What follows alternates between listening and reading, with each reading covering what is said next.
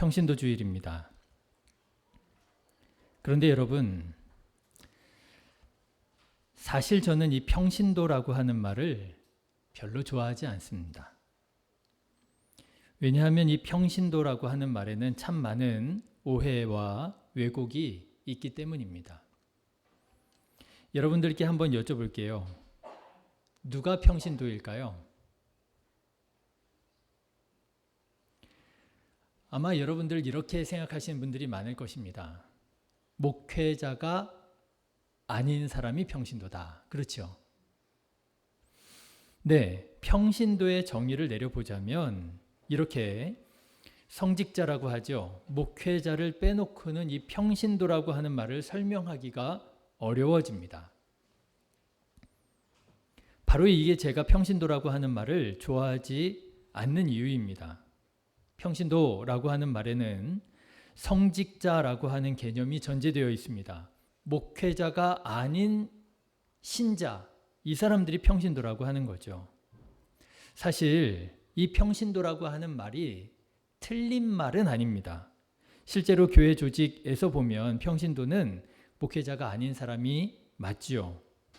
그런데 바로 이 지점에서 평신도에 대한 신앙적인 그리고 교회적인 오해와 왜곡이 많이 생기더라고 하는 것입니다. 바로 이런 언어에서 신앙적인 계급의식이 생겨요. 목회자와 평신도를 계급적으로 구분을 하는 거죠. 그뿐 아닙니다. 이런 의식은 더 나아가서 평신도라고 하는 사람들도 더 세분화하고 구분하기 시작합니다. 어떻게 해요? 직분으로 구분을 하지요. 장로, 권사, 집사, 그리고 평신도. 본래 교회 직분이란 하나님의 영광을 위하여 만들어졌습니다. 그래서 예전에는 교회 직분이 귀한 줄 알았습니다. 이 직분을 귀하게 여기는 이런 의식이 과열이 돼서 문제가 되기도 한 적이 있었습니다. 오죽하면 교회에서 직분을 받으려면 돈을 내야 된다라고 하는 말이 있었을 정도였지요. 그런데 요즘에는 반대로 직분 귀한 줄 잘 모르는 것 같습니다. 직분에 대한 사모하는 마음도 별로 예전 같지 않은 것 같고요. 직분을 받고도 직분에 대한 책임감도 예전만 못지않은 것 같습니다. 그래서 이제는 거꾸로 직분자를 임명할 때 정말 돈을 받아야 되는 거 아닌가 하는 생각이 들 정도입니다. 아주 위험한 생각이지요. 그런데 왜 이런 생각들을 하게 되느냐 하면 직분 귀한 줄을 모르는 거예요. 여러분, 오해가 없으시기를 주님의 이름으로 권면합니다. 이런 얘기로, 이런 표현으로 상처받으시는 분들도 많으시더라고요. 자, 여러분, 한번 여러분들께 여쭤보겠습니다. 여러분은 여러분 받으신 직분을 어떻게 생각하고 계십니까? 귀하게 여겨 충성스럽게 감당하는 우리 신의교회 직분자들 되시기를 주님의 이름으로 축원합니다. 그런데 직분 귀한 줄 여기는 것이야 좋은 일이고 감사한 일이고 당연한 일이지만 이 직분의 본질을 잃어버리고 교회 안에서 우리의 신앙과 믿음을 계급의식으로 전락시키는 사람들이 있더라고 하는 것입니다. 직분을 계급처럼 생각을 하는 거예요. 너무 속상한 거예요. 너무 속상한 거예요. 한 분 한 분 붙잡고 물어보면 한 분도 그렇게 대답하지 않을 겁니다. 그럼요. 교회 직분은 계급이 아니지요. 그 하나님께서 우리에게 주신 직분이지요. 은사지요. 할 것입니다. 그런데 이상하지요. 교회에서 일이 되어질 때 보면은요. 이 직분이 마치 계급처럼 움직여지고 마치 계급처럼 역할을 하는 그런 일들을 보게 되더라고 하는 거예요. 왜 자꾸 이렇게 되는 건가 생각을 해보니까요. 하나 깨달아지는 것이 있었습니다. 그게 뭐냐 하면 이 직분을 계급적으로 생각하는 그 생각의 중심에는 자기의 신앙을 변명하고 핑계하고 싶은 마음이 숨어 있더라고 하는 것입니다. 여러분 생각해 보십시오. 왜 자꾸만 목회자와 평신도를 구분할까요? 왜요? 목회자를 더 대우하기 위해서 목회자와 평신도를 구분하는 것일까요? 분명히 예전에는 그런 면들도 있었습니다. 예전에는 목사님을 하나님의 사자 목사님이라고 하면서 신방을 받을 때에는 마치 누가 오시는 것처럼요? 예수님께서 우리 집에 방문하시는 것처럼 생각하고 그렇게 귀하게 신방을 준비하는 분들 계셨습니다. 내가 1년에 청소 한 번 하지 않아도 목사님 오실 때 내가 청소하는 겁니다. 이러면서 신방 받으시는 분들 계셨어요. 그리고 뭔가 첫 열매가 생기면 그게 무엇이든지 그게 얼마든지 그것을 목회자에게 가지고 와서 목사님 이거 제가 거둔 첫 수확물입니다 하면서 목사님에게 드리는 분들 계셨습니다. 그런 신앙을 가진 분들은 정말 덕스럽고 본이 되는 그런 신앙을 하셨지요. 그런데 이런 이유로만 목회자와 평신도를 구분하느냐? 그렇지 않더라고요. 목회자와 평신도를 구분하는 또 다른 이유가 있는데요. 그게 뭐냐 하면 바로 자기의 신앙을 변명하기 위해서, 자기의 신앙을 핑계하기 위하여 구분하더라고 하는 것입니다. 목사님은 목사님이니까, 그렇죠. 목사님은 목사님이니까 그렇게 할 수 있는 거고 나는 평신도니까 그렇게 못하는 거잖아요. 나는 목사가 아니기 때문에, 나는 이 세상을 살아가는 평신도이기 때문에 목사님처럼 할 수 없는 거잖아요. 그 대표적인 것이 제가 가끔 말씀드리지만 목사 사례입니다. 아마도 여러분들은 제가 사례를 얼마 받으시는지를 알면 아마 깜짝 놀라실 거예요. 교회를 오래 다닌 사람들이나 교회를 다니지 않는 사람들이나 둘 다 깜짝 놀라실 거예요. 전혀 다른 이유로. 교회를 오래 다닌 분들은요, 깜짝 놀라실 거예요. 그래도 우리 목사님 꽤 받으시네 하고 깜짝 놀라실 거예요.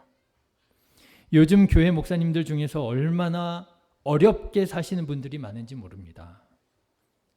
여러분들이 생각하는 그 이하이실 거예요.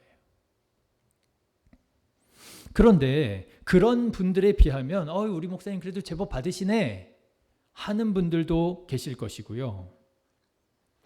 그런데 교회를 다닌 지 얼마 안 되는 분들 또는 교회를 다니지 않는 분들 중에서는 제가 사례를 얼마 받는 줄을 들으시면 깜짝 놀라실 것입니다.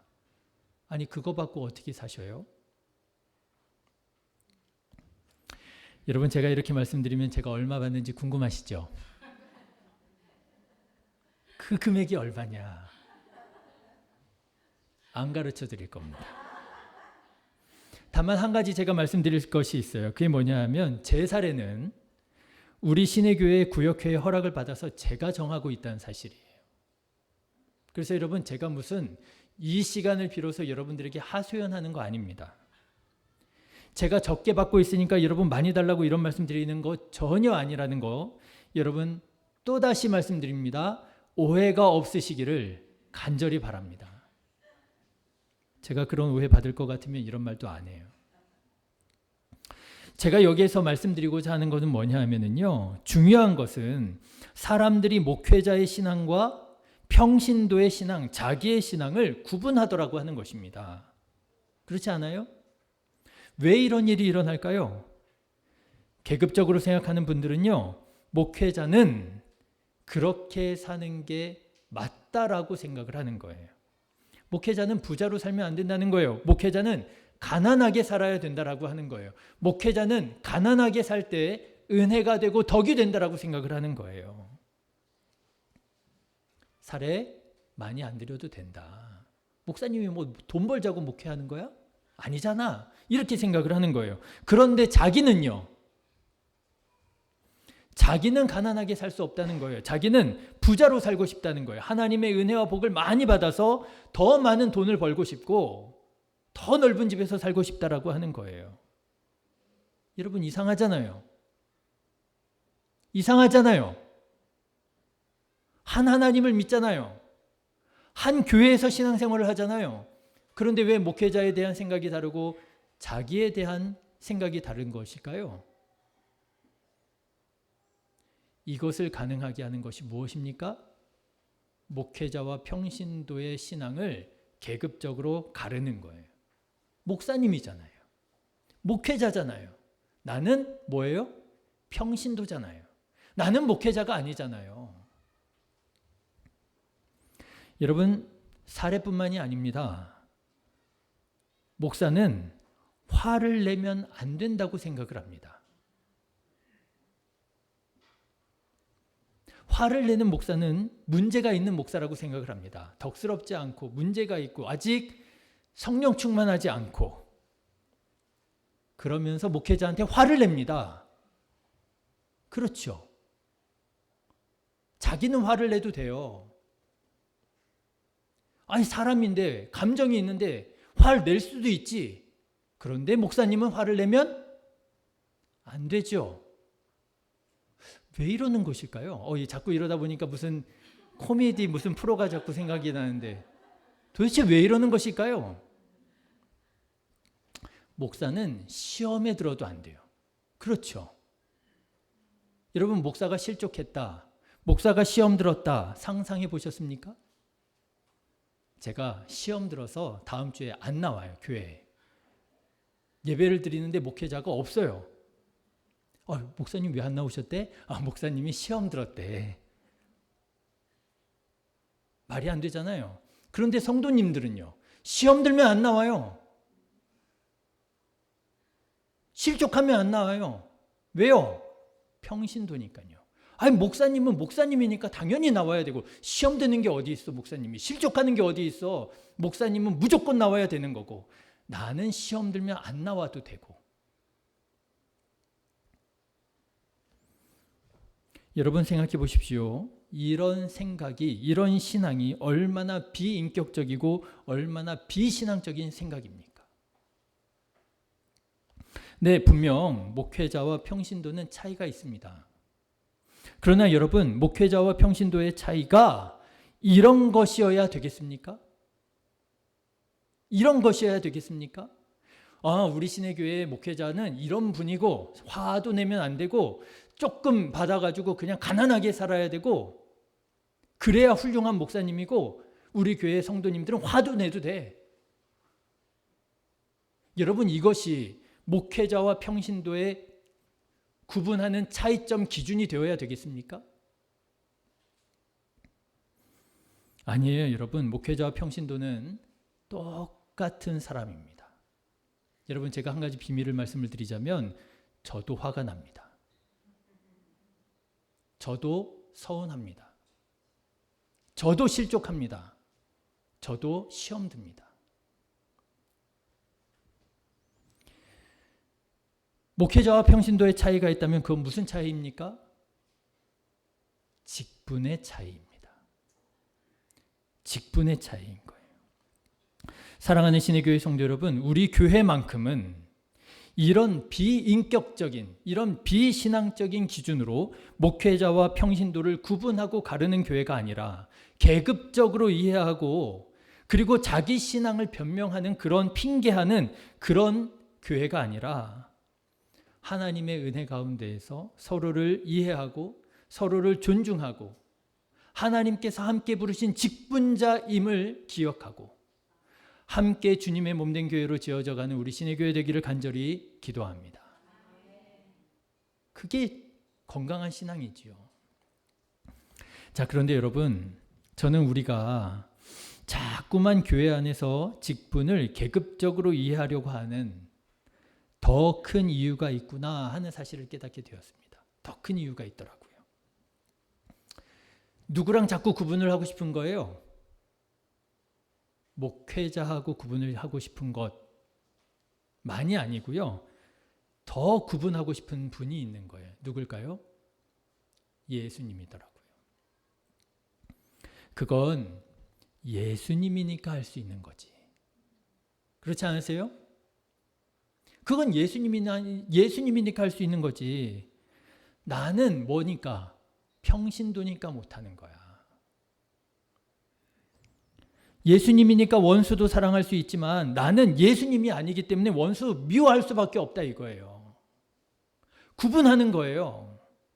예수님이니까 제자들의 발을 씻기는 섬김을 할 수 있지만 나는 예수님이 아니기 때문에 나는 대접받아야 되겠다는 거예요. 나는 다른 사람 발, 더러운 발 씻고 싶지 않다는 거예요. 예수님이니까 십자가를 질 수 있지만 나는 십자가 못 지겠다는 거예요. 너무 괴롭다는 거예요. 너무 힘들다는 거예요. 나는 십자가 절대로 지지 않겠다는 거예요. 자, 여러분, 오늘 본문의 말씀을 보십시오. 예수님께서 제자들에게 십자가 사명을 말씀하십니다. 내가 예루살렘에 가면 대제사장들과 서기관들과 이 바리새인들에게 내가 넘겨져서 이런 고난을 당하고 내가 이렇게 십자가에 달려 죽임을 당하게 될 거야. 제자들에게 말씀하셨습니다. 그러자 베드로가 예수님을 극구 말립니다. 22절의 말씀을 보시면 베드로가 예수를 붙들고 항변하여 이르되 그리 마옵소서 이 일이 결코 주께 미치지 아니하리이다. 베드로가 아주 결사적으로 반대해요. 십자가라니요 예수님 무슨 말입니까? 안 됩니다. 이러는 거예요. 자, 여러분 여기에서 한번 여러분들에게 여쭤볼게요. 베드로는 왜 예수님의 십자가 사명을 이토록 극구 반대했을까요? 왜 그랬을까요? 내가 사랑하는 예수님이 십자가에 달려 죽는 게 너무 마음이 아파서 그래서 반대했을까요? 내가 그리스도시라고 고백한 예수님께서 십자가에 달려 죽으시는 게 말이 안 된다고 그래서 예수님의 십자가 사명을 반대했을까요? 어떻게 생각하세요? 저는요 그렇게 생각했어요. 그래, 베드로가 인간적인 마음이긴 하지만 예수님에 대한 사랑이 있으니까 인간적으로 예수님을 사랑하니 내가 인간적이지만 사랑하는 예수님께서 고난당하시고 십자가에 못 박혀 죽으시고 그거 마음 아파서 그거 너무 힘들어서 그거 견딜 수가 없어서 예수님 십자가 사명 반대했을 거야. 그런데 여러분 저는 오늘 말씀을 묵상하는 중에 또 다른 이유가 있겠구나 하는 것을 깨닫게 되었습니다. 그 또 다른 이유가 뭐냐? 베드로가 자기 십자가가 지고 싶지 않은 거예요. 여러분 생각해 보십시오. 예수님께서 십자가를 지신대요. 그러면 예수님의 뒤를 따르는 제자인 나는 어떻게 해야 돼요? 나도 십자가 져야 되잖아요.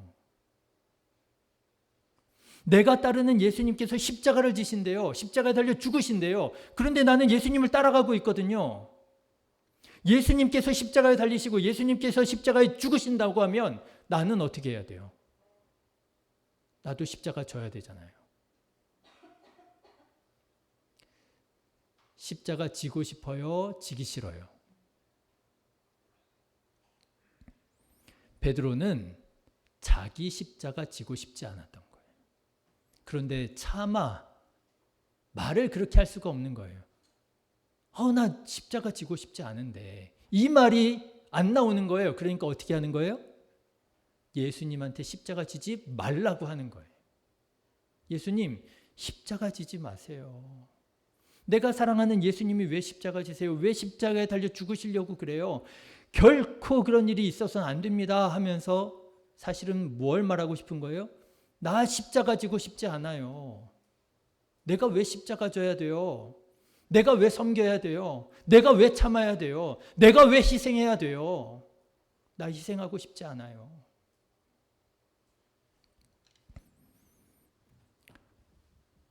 자, 여러분 오늘 말씀을 잘 보십시오. 16장 24절 베드로가 예수님께 결코 그런 일이 일어나면 안 되겠습니다 항변했잖아요. 그러자 예수님께서 뭐라고 말씀하십니까? 24절 말씀 같이 한번 읽어보실래요? 시작. 이에 예수께서 제자들에게 이르시되 누구든지 나를 따라오려거든 자기를 부인하고 누구 십자가요? 자기 십자가를 지고 나를 따를 것이니라. 누구 십자가요? 자기 십자가요. 누가 언제 예수님께서 내 십자가 니네가 되신지라고 하셨어요? 아니에요. 예수님께서는 예수님의 십자가를 지시겠다는 거예요. 그런데 베드로는 예수님의 십자가 지기 싫다는 게 아니라 누구 십자가 지기 싫다는 거예요? 자기 십자가 지기 싫다는 거예요. 그래서 예수님께서 말씀하시는 거예요. 누구든지 나를 따라오려거든 내 십자가 지라는 거 아니야. 니네 십자가 지고 날 따르라는 거야. 그렇습니다. 여러분, 예수님을 믿는다는 것은 무엇입니까? 예수님께서 십자가를 지신 것처럼 나도 나의 십자가를 지는 것입니다. 그게 예수님 믿는 거예요.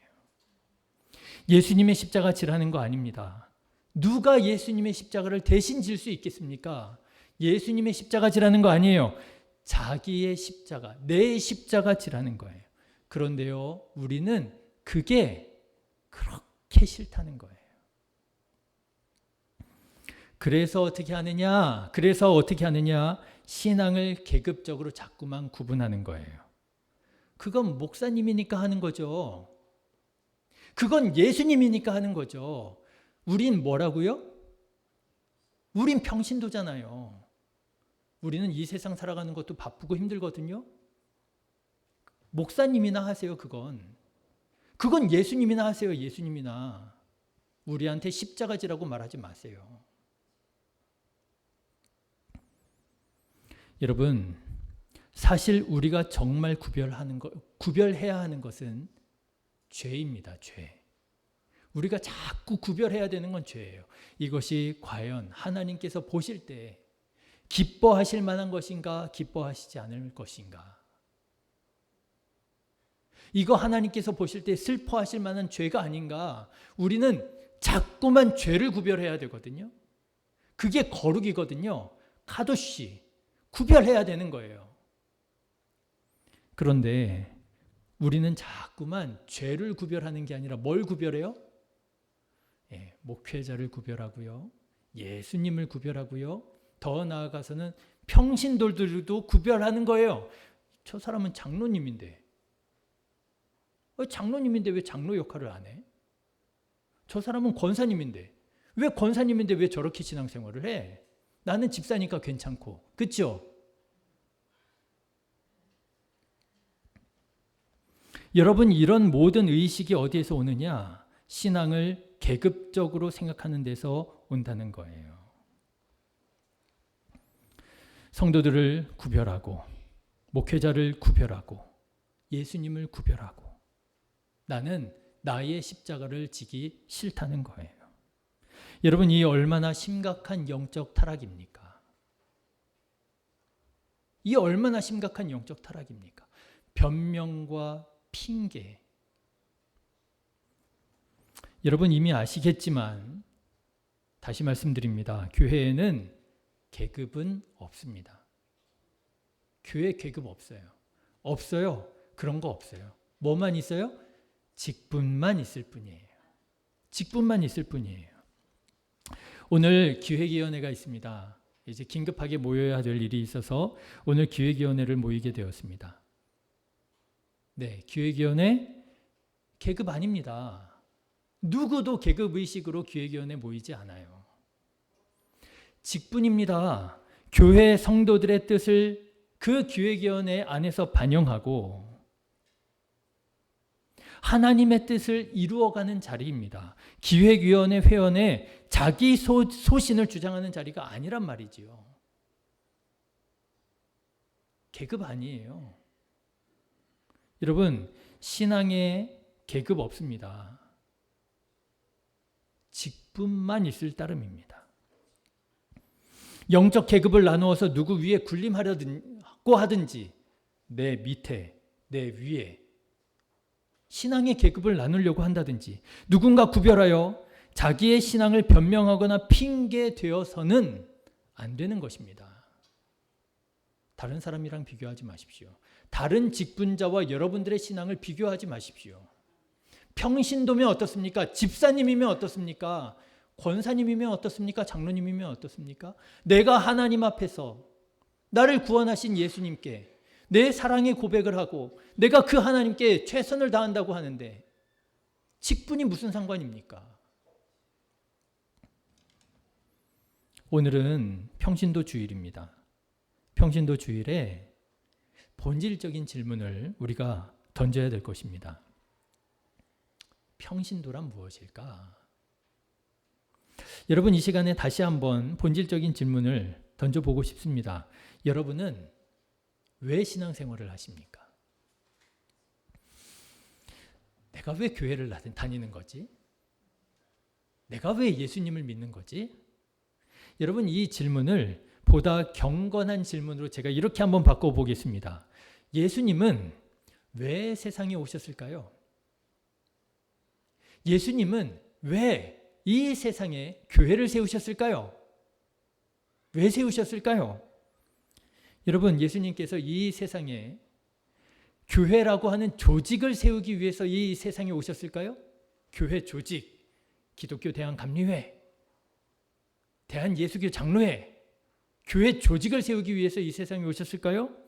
여러분, 예수님께서 성도들에게 직분을 주시려고 이 세상에 오셨을까요? 이 세상에 있는 모든 사람들이 다 집사가 되고 권사가 되고 장로가 되고 목회자가 되고 딱 듣기만 해도 아시겠죠? 아, 그건 아닐 것 같잖아요. 예수님이 그러자고 세상에 오신 거 아닌 것 같잖아요. 아니잖아요. 그러면 예수님께서는 세상에 왜 오셨을까요? 우리는 왜 교회를 다녀야 되는 것일까요? 제가 보니까 예수님은 상처를 치유하여 구원하시기 위하여 이 세상에 오셨더라고요. 어떤 상처요? 육신의 상처요? 네, 예수님은 육신의 상처, 육신의 질병도 고쳐주셨습니다.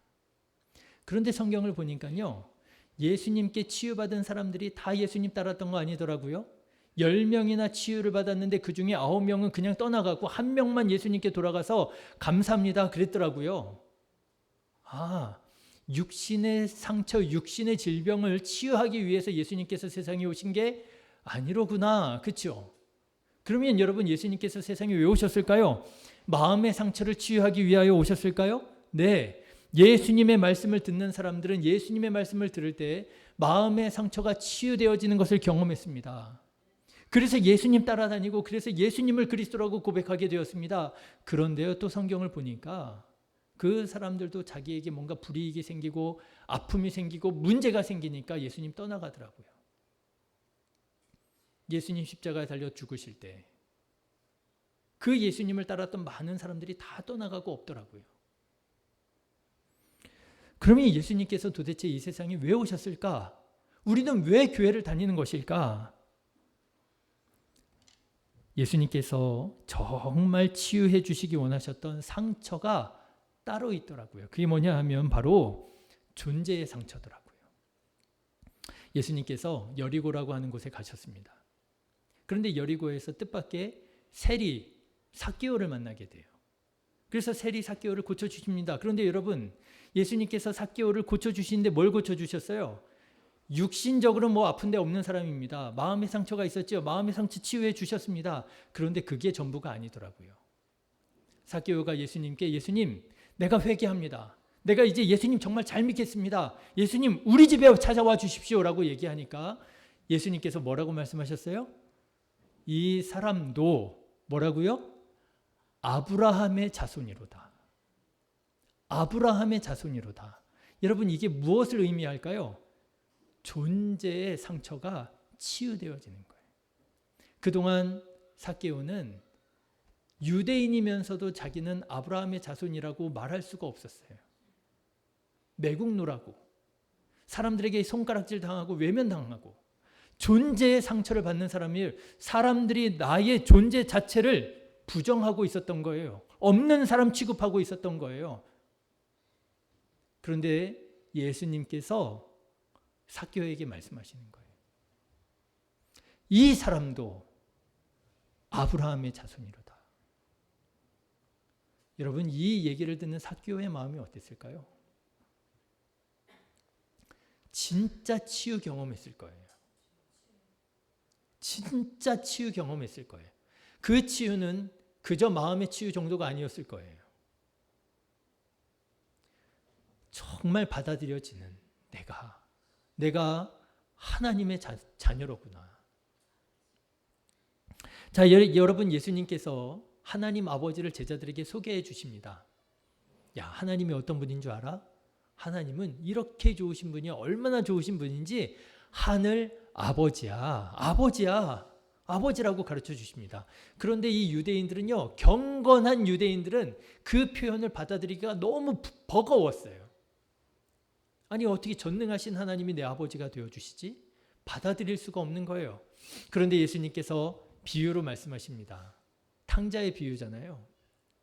그런데 여러분 그 비유의 말씀을 잘 보십시오. 탕자가 허랑방탕하고 집으로 돌아옵니다. 근데 집으로 돌아올 때 그 탕자가 뭐라고 그래요?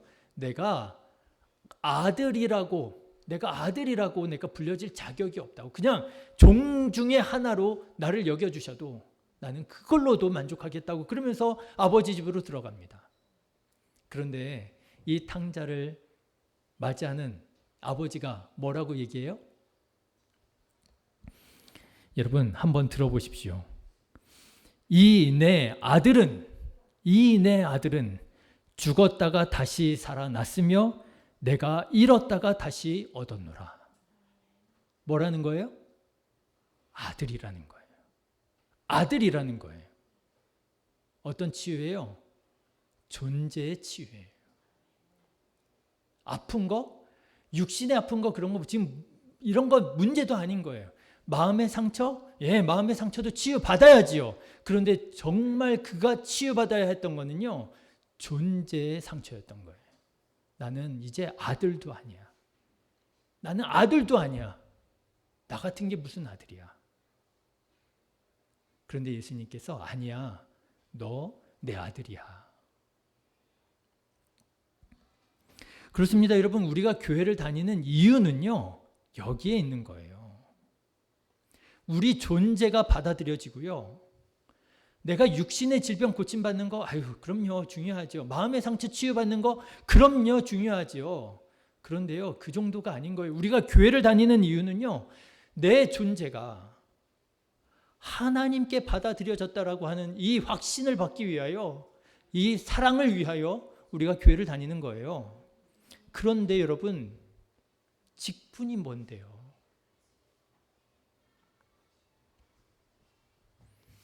그런데 우리는 선을 자꾸만 긋는 거예요. 선을 자꾸만 그어요. 집사님, 권사님, 장로님, 목사님, 그러면서 어디까지 그 선이 가요? 예수님. 나는 예수님이 아니잖아요. 사랑하는 신의 교회 성도 여러분, 우리 교회에서는 계급을 경험하는 것이 아니라 우리 교회에서는 치유를 경험하게 되시기를 주님의 이름으로 축원합니다. 하나님께서 주신 직분만 있을 뿐이에요. 직분만 있을 뿐이에요. 더 많은 것을 맡긴 자에게 더 많은 것을 찾으실 것입니다.